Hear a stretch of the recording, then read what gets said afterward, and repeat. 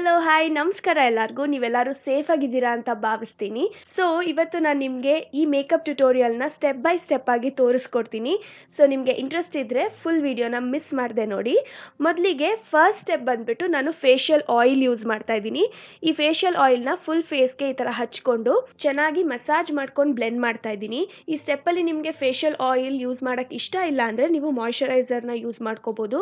But make sure skin care first. ಆ skin care ಚೆನ್ನಾಗಿ ಮಾಡಿಲ್ಲ ಅಂದರೆ ನೆಕ್ಸ್ಟ್ ಅಪ್ಲಿಕೇಶನ್ ಆಫ್ ಮೇಕಪ್ ಚೆನ್ನಾಗಿ ಆಗೋದಿಲ್ಲ.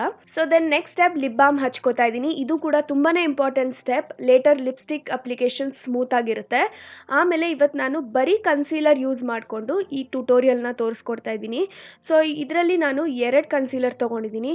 ಒಂದು ಡಾರ್ಕ್ ಶೇಡು ಮತ್ತು ಒಂದು ನನ್ನ ಸ್ಕಿನ್ ಕಲರ್ಗೆ ಮ್ಯಾಚ್ ಆಗೋಂಥ ಕನ್ಸೀಲರ್. ಸೊ ಈ ಡಾರ್ಕ್ ಶೇಡ್ ಕನ್ಸೀಲರ್ಲಿ ಸ್ವಲ್ಪ ಆರೆಂಜ್ ಅಂಡರ್ ಟೋನ್ ಇದೆ, ಹಾಗಾಗಿ ನಾನು ಇದನ್ನು ಕಲರ್ ಕರೆಕ್ಟರ್ ಥರ ಯೂಸ್ ಮಾಡ್ಕೋತಾ ಇದ್ದೀನಿ. ಎಲ್ಲಿ ಬ್ಲೆಮಿಷಸ್ ಇದೆ ನಂದು ಡಾರ್ಕ್ ಸರ್ಕಲ್ಸ್ಗೆ ಅಲ್ಲೆಲ್ಲ ಕಡೆ ಹಚ್ಕೊಂಡು ಆಮೇಲೆ ನೀಟಾಗಿ ಬ್ಲೆಂಡ್ ಮಾಡ್ಕೋತಾ ಇದ್ದೀನಿ. ಸೊ ಈ ಸ್ಟೆಪ್ಪಲ್ಲಿ ನೀವು ಡೈರೆಕ್ಟಾಗಿ ಕಲರ್ ಕರೆಕ್ಟರ್ ಇದ್ದರೆ ಅದನ್ನೇ ಯೂಸ್ ಮಾಡ್ಕೋಬೋದು. ಅವಶ್ಯಕತೆ ಇದ್ದರೆ ಮಾತ್ರ ಕಲರ್ ಕರೆಕ್ಟರ್ನ ಯೂಸ್ ಮಾಡ್ಕೊಳ್ಳಿ. ನಿಮಗೆ ಪಿಗ್ಮೆಂಟೇಷನ್ ಪ್ರಾಬ್ಲಮ್ ಇದ್ದರೆ ಕಲರ್ ಕರೆಕ್ಟರ್ ವರ್ಕ್ ಆಗುತ್ತೆ. ಸೊ ಒನ್ಸ್ ನಾನು ಬ್ಲೆಂಡ್ ಮಾಡಾದ್ಮೇಲೆ ಈ ಥರ ಕಾಣಿಸ್ತಾ ಇದೆ. ಆಲ್ರೆಡಿ ನಂದು ಡಾರ್ಕ್ ಸರ್ಕಲ್ಸ್ ಆಗಲಿ ಬ್ಲೆಮಿಷಸ್ ಆಗಲಿ ಹೈಡ್ ಆಗಿದೆ, ಬಟ್ ಅದು ಡಾರ್ಕ್ ಆಗಿ ಕಾಣಿಸ್ತಾ ಇದೆ. ಹಾಗಾಗಿ ನಾನು ನಂದು ಸ್ಕಿನ್ಗೆ ಮ್ಯಾಚ್ ಆಗೋ ಅಂಥ ಕನ್ಸೀಲರ್ ತೊಗೊಂಡು ಅದ್ರ ಮೇಲ್ಗಡೆನೆ ಈ ಥರ ಹಚ್ಕೊಂಡು ಆಮೇಲೆ ಬ್ಲೆಂಡ್ ಮಾಡ್ತೀನಿ. ಸೊ ಯಾವತ್ತೂ ನೆನ್ಪಿಟ್ಕೋಬೇಕು, ಕನ್ಸೀಲರ್ನ ಫುಲ್ ಫೇಸ್ಗೆ ಹಚ್ಕೋಬಾರ್ದು ಫೌಂಡೇಶನ್ ಥರ. ನಿಮಗೆ ಎಲ್ಲೆಲ್ಲಿ ಪ್ರಾಬ್ಲಮ್ಯಾಟಿಕ್ ಏರಿಯಾಸ್ ಇದೆ ಅಲ್ಲಿ ಮಾತ್ರ ಹಚ್ಕೊಂಡು ಬ್ಲೆಂಡ್ ಮಾಡ್ಕೋಬೇಕು. ಸೊ ನಾನಿವಾಗ ಇಲ್ಲಿ ಎಷ್ಟು ರಿಕ್ವೈರ್ಮೆಂಟ್ ಇದೆ ಅಷ್ಟೇ ಮಾತ್ರ ಪ್ರಾಡಕ್ಟ್ ತೊಗೊಂಡು ಅಪ್ಲೈ ಮಾಡ್ಕೊಂಡು ಬ್ಲೆಂಡ್ ಮಾಡ್ತಾ ಇದ್ದೀನಿ. ಹಾಗೆ ಮಾಡೋದ್ರಿಂದ ನ್ಯಾಚುರಲ್ ಆಗು ಕಾಣಿಸುತ್ತೆ, ಹೆವಿ ಫೀಲ್ ಆಗೋದಿಲ್ಲ. ನೆಕ್ಸ್ಟ್ ಸ್ಟೆಪ್ ಈ ಬ್ಯೂಟಿ ಬ್ಲೆಂಡರಲ್ಲಿ ಏನೇನು ಮಿಕ್ಕಿದೆ ಅದನ್ನೇ ತೊಗೊಂಡು ನಂದು ಚಿನ್ ಏರಿಯಾದಲ್ಲಿ ಮತ್ತು ಹಣೆ ಮೇಲೆಲ್ಲ ಈ ಥರ ಡ್ಯಾಬ್ ಮಾಡ್ತಾ ಇದ್ದೀನಿ. ಈ ಥರ ಮಾಡೋದ್ರಿಂದ ಈವನ್ ಆಗಿ ಕಾಣಿಸುತ್ತೆ. ಸೊ ಯಾವಾಗ್ಲೂ ಕನ್ಸೀಲರ್ ಅಥವಾ ಫೌಂಡೇಶನ್ನ ನೀಟಾಗಿ ಬ್ಲೆಂಡ್ ಮಾಡ್ಕೊಳ್ಳಿ. ಆವಾಗ ನೆಕ್ಸ್ಟ್ ಸ್ಟೆಪ್ ನೀವು ಕಾಂಪ್ಯಾಕ್ಟ್ ಹಚ್ಕೊಂಡಾಗ ಅದು ಕೂಡ ಚೆನ್ನಾಗಿ ನಿಮ್ಮ ಸ್ಕಿನ್ ಮೇಲೆ ಗ್ಲೈಡ್ ಆಗುತ್ತೆ. ಇವಾಗ ಕಾಂಪ್ಯಾಕ್ಟ್ನ ಪ್ರೆಸ್ಸಿಂಗ್ ಮೋಷನಲ್ಲಿ ಹಚ್ಕೋತಾ ಇದ್ದೀನಿ. ಈ ಥರ ಪ್ರೆಸ್ ಮಾಡಿದಾಗ ಕನ್ಸೀಲರ್ ಮತ್ತು ಕಾಂಪ್ಯಾಕ್ಟ್ ಎರಡೂ ಕೂಡ ಚೆನ್ನಾಗಿ ಬ್ಲೆಂಡ್ ಆಗುತ್ತೆ. ಹಾಗೇನೆ ನಾನು ಫುಲ್ ಫೇಸ್ಗೆ ಕಾಂಪ್ಯಾಕ್ಟ್ನ ಹಚ್ಕೋತಾ ಇದ್ದೀನಿ. ಸೊ ನೀವು ಕಾಂಪ್ಯಾಕ್ಟ್ ಪ್ರಿಫರ್ ಮಾಡಲ್ಲ ಅಂದರೆ ನಿಮ್ಮ ಸ್ಕಿನ್ ಡ್ರೈ ಫೀಲ್ ಆಗುತ್ತೆ ಅಂದರೆ ನೀವು ಬರೀ ಕನ್ಸೀಲರ್ ಹಚ್ಕೊಂಡಿರೋ ಜಾಗಕ್ಕೆ ಮಾತ್ರ ಕಾಂಪ್ಯಾಕ್ಟ್ನ ಹಚ್ಕೋಬೋದು. ದೆನ್ ನೆಕ್ಸ್ಟ್ ಸ್ಟೆಪ್ ನಾನು ಬ್ಲಷ್ ಯೂಸ್ ಮಾಡ್ತಾ ಇದ್ದೀನಿ. ಸೊ ಬ್ಲಷ್ ಯೂಸ್ ಮಾಡೋದ್ರಿಂದ ಎವ್ರಿಡೇ ಮೇಕಪ್ ಲುಕ್ಗೆ ಒಂಥರ ಚೆನ್ನಾಗಿ ಕಾಣಿಸುತ್ತೆ, ಹಾಗೆಯೇ ಫೇಸ್ಗೆ ಡೆಫಿನೇಷನ್ ಕೊಡುತ್ತೆ. ಸೊ ಹಾಗಾಗಿ ನಾನು ಬ್ಲಷ್ನ ಪ್ರಿಫರ್ ಮಾಡ್ತೀನಿ. ಸೊ ಈ ಥರ ಕೋರಲ್ ಶೇಡ್ ಬ್ಲಷ್ನ ಯೂಸ್ ಮಾಡೋದ್ರಿಂದ ನಿಮಗೆ ಡೇ ಟೈಮ್ ಮೇಕಪ್ ಲುಕ್ಗೆ ತುಂಬ ಚೆನ್ನಾಗಿ ಕಾಣಿಸುತ್ತೆ, ನ್ಯಾಚುರಲ್ ಆಗಿ ಕಾಣಿಸುತ್ತೆ. ಹಾಗಾಗಿ ಇದನ್ನು ಆ್ಯಪಲ್ಸ್ ಆಫ್ ಮೈ ಚೀಕ್ಸ್ಗೆ ಹಚ್ಕೊಂಡು ಅಲ್ಲೇ ನೀಟಾಗಿ ಬ್ಲೆಂಡ್ ಮಾಡ್ತಾ ಇದ್ದೀನಿ. ಸೊ ನಾವು ಕಾಂಟೋರಿಂಗ್ ಆಗಲಿ ಬ್ರಾನ್ಸರ್ ಆಗಲಿ ಮಾಡೋಕ್ಕೆ ಟೈಮ್ ಇರೋದಿಲ್ಲ ಮೋಸ್ಟ್ಲಿ ಎವ್ರಿ ಡೇ. ಸೊ ಹಾಗಾಗಿ ಬ್ಲಷ್ ಮಾತ್ರ ಯೂಸ್ ಮಾಡ್ಕೋಬೋದು. ನೀವು ಟ್ರೈ ಮಾಡಿ ನೋಡಿ, ಚೆನ್ನಾಗಿ ಕಾಣಿಸುತ್ತೆ. ಸೊ ನಾನು ಬ್ಲೆಂಡ್ ಮಾಡಾದಮೇಲೆ ನೆಕ್ಸ್ಟ್ ಸ್ಟೆಪ್ಪಲ್ಲಿ ನಾನು ಹೈಲೈಟರ್ ಯೂಸ್ ಮಾಡ್ತಾ ಇದ್ದೀನಿ. ಇದು ಕೂಡ ಆಪ್ಷನಲ್ ಸ್ಟೆಪ್. ನಿಮಗೆ ಹೈಲೈಟ್ ಮಾಡ್ಕೊಳ್ಳೋಕೆ ಇಷ್ಟ ಇಲ್ಲ ಅಂದರೆ ನೀವು ಡೆಫಿನೆಟ್ಟಾಗಿ ಸ್ಕಿಪ್ ಮಾಡ್ಕೋಬೋದು.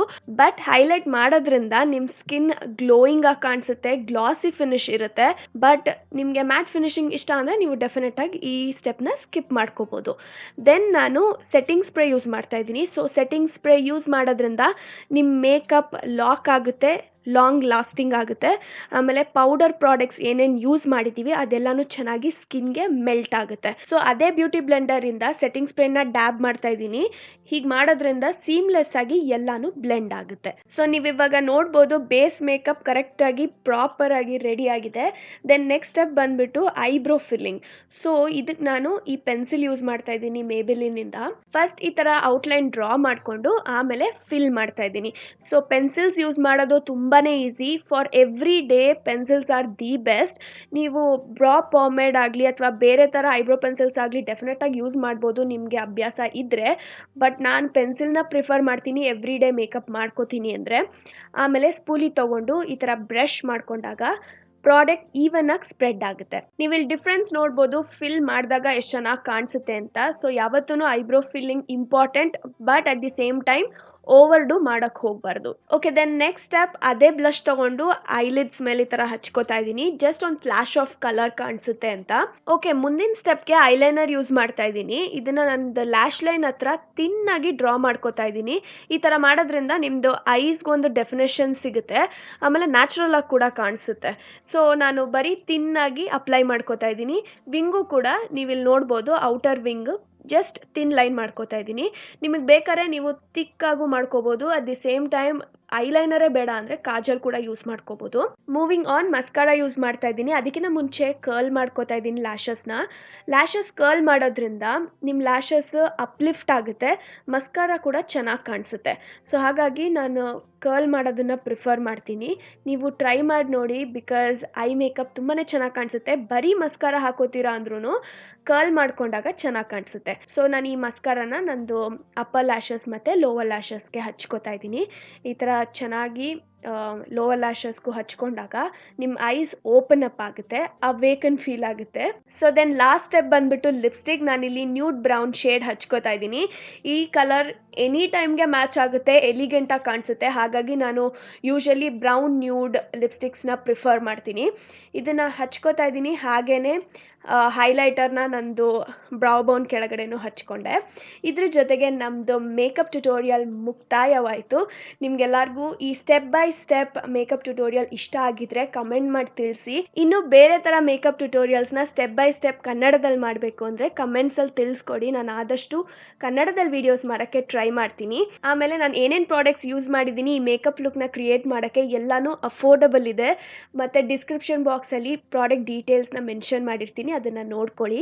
ಇದನ್ನು ಹೇಳ್ತಾ ವಿಡಿಯೋನ ಮುಗಿಸ್ತಾ ಇದ್ದೀನಿ. ಈ ವಿಡಿಯೋ ಹೆಲ್ಪ್ಫುಲ್ ಆಗಿತ್ತು ಅಂತ ಅನ್ಕೋತೀನಿ. ನಮಸ್ಕಾರ ಎಲ್ಲರಿಗೂ.